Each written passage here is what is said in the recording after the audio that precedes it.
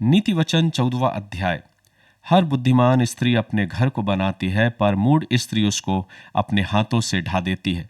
मेरे प्रियो, हम लगातार नीति वचन की पुस्तक का मनन करते आ रहे हैं और मैं प्रयास कर रहा हूं कि बहुत ही सरल और सहज भाषा में आपको इस पुस्तक का अध्ययन या इस पुस्तक का मनन कराने पाऊं।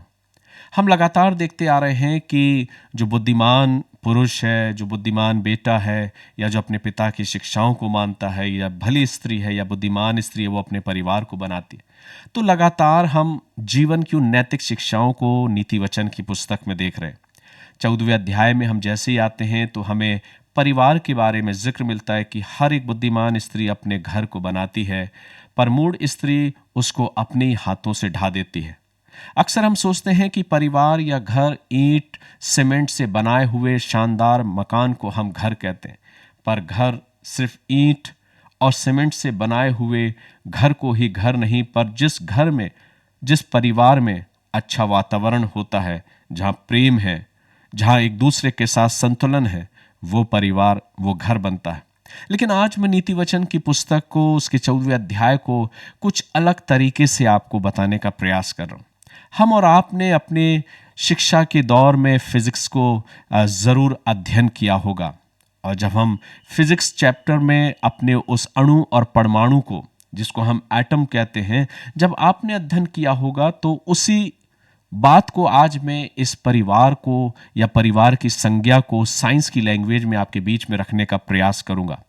आप सब एटम के बारे में जानते हैं, या एटम बम। आप जानते हैं कि ये कितना खतरनाक है, ये कितना अधिक प्रभावशाली होता है। ठीक कई बार जब हम मजाकिया तौर में अपने परिवार के लिए, अपने माता या पिता के लिए, किसी भी व्यक्ति के लिए अगर हम किसी अतिशयोक्ति की तरीके से बात करते हैं, तो हम ये कहते हैं कि वो मानो एटम बम के समान है, बहुत ही प्रभावशाली है। अक्सर हम परिवार को कुछ अलग नज़रिए से देखने का प्रयास करते हैं। परमेश्वर का वचन यही चाहता है कि हम अपने परिवार की महत्वता को समझें और अपने परिवार को एक विश्वास योग और एक सामर्थी परिवार, एक दूसरे के साथ जुड़ा हुआ, एक दूसरे के साथ सामंजस्य बिठाने वाला परिवार बनाने वाले हो सके। तो आज मैं साइंस की लैंग्वेज में आपको बताने का प्रयास कर रहा हूं कि परिवार, एक स्ट्रांग फैमिली बनती कैसे। स्ट्रांग फैमिली उस एटम के समान है, उस परमाणु के समान है, जिसको फैमिली नाम दिया गया है। और उस एटम के बीच में जो सेंटर है, जिसको हम न्यूट्रॉन और प्रोटॉन कहते हैं, ये सेंटर जो बिंदु है, जिसको हम माता पिता कहते हैं, जिसको हम माता पिता बोल सकते हैं, जिनको हम न्यूट्रॉन और प्रोटॉन कह रहे हैं, इस फैमिली का जो स्ट्रॉन्ग पार्ट है वो इसका सेंटर है, जिसमें पेरेंट्स हैं, माता और पिता है, जिसको हम न्यूट्रॉन और प्रोटॉन कह रहे हैं।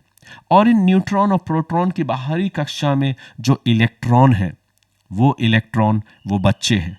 और इस प्रकार से एक फैमिली का निर्माण होता है, एक परमाणु का, एक एटम का निर्माण होता है। अगर इस पूरी श्रृंखला में, अगर इस पूरे एटम में, अगर सेंटर में जो न्यूट्रॉन और प्रोटॉन है, अगर वे उन इलेक्ट्रॉन के साथ आपसी सामंजस्य ना बिठाएं, अगर उस बैलेंस को ना बनाए, तो वो स्थिर नहीं रह पाएगा। और इसलिए इन इलेक्ट्रॉन का बैलेंस होना बहुत ज़रूरी है।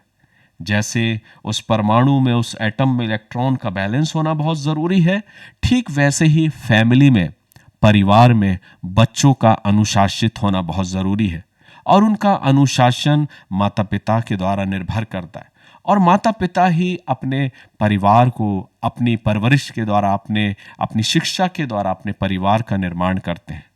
तो वैसा ही नीति वचन की पुस्तक, उसका 14वां अध्याय है। यह एक परिवार के बारे में, एक पत्नी की जिम्मेदारी, एक पिता की जिम्मेदारी, एक बच्चों की जिम्मेदारी, इन सब के बारे में हम पढ़ते हैं। लेकिन इन सब को हम कैसे संभाल सकते हैं? वो है कि जब तक हम अपने आप को, अपने परिवार को इन शिक्षाओं के रूप में ना ढालेंगे, तब तक हम एक न्यूक्लियर फैमिली या एक जॉइंट फैमिली नहीं बना पाएंगे।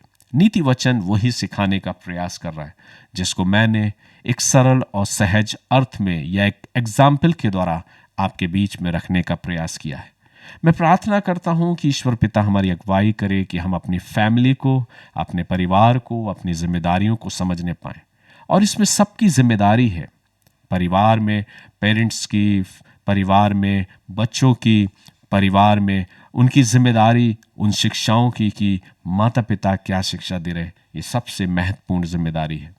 मैं प्रार्थना करता हूँ कि प्रभु हमें इस वचन को समझने की शक्ति दे, ताकि हम और आप अपने फैमिली को एक स्ट्रांग फैमिली, एक जॉइंट फैमिली, एक न्यूक्लियर फैमिली बनाने पाएं, ताकि हम सब प्रभु के नाम की महिमा करने पाएं। God bless you.